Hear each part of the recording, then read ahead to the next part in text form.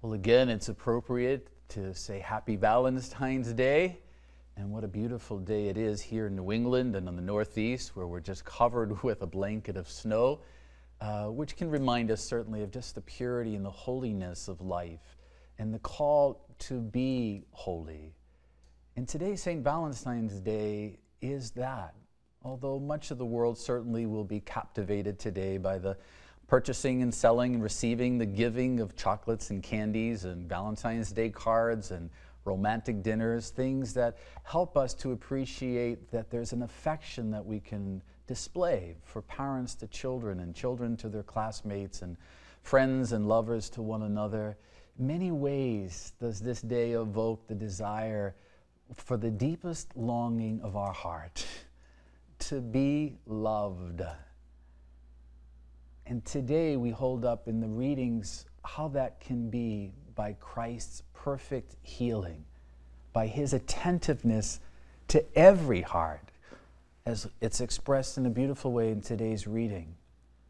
Today, much of the world is captivated certainly by expressing love through the senses, through touch, through taste, through smell.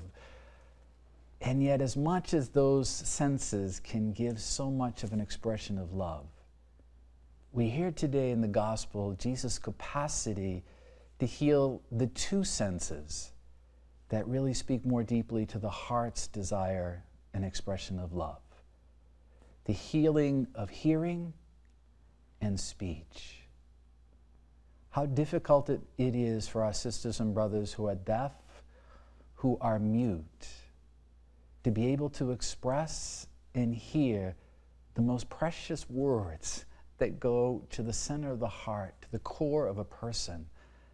I love you. To hear those words are be able to send shrills up and down the gift of one's spine, one's very life.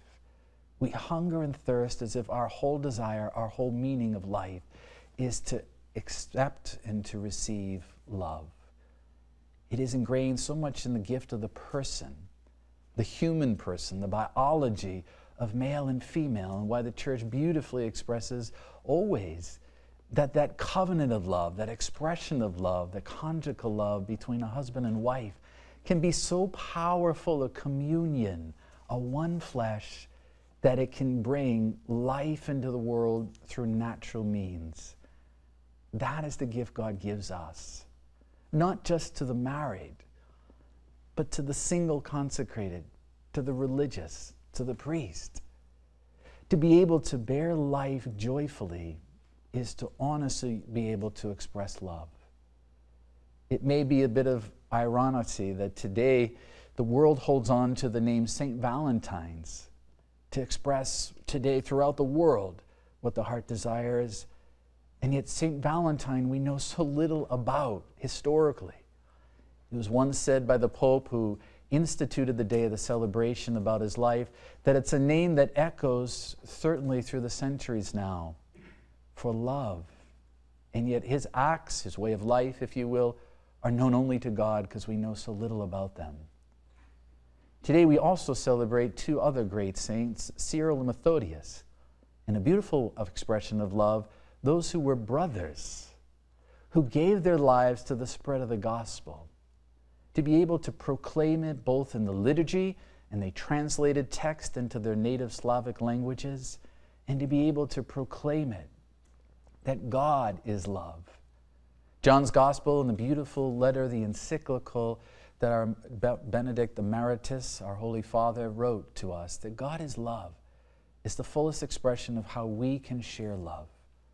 And so as we go through about our day, we should never be ashamed, embarrassed, afraid to let those words come off our lips. The person we express it to a coworker, to a classmate, to a teammate, to someone who we don't even know, a stranger. But the reality is, you can be assured every heart desires to hear and express, I love you.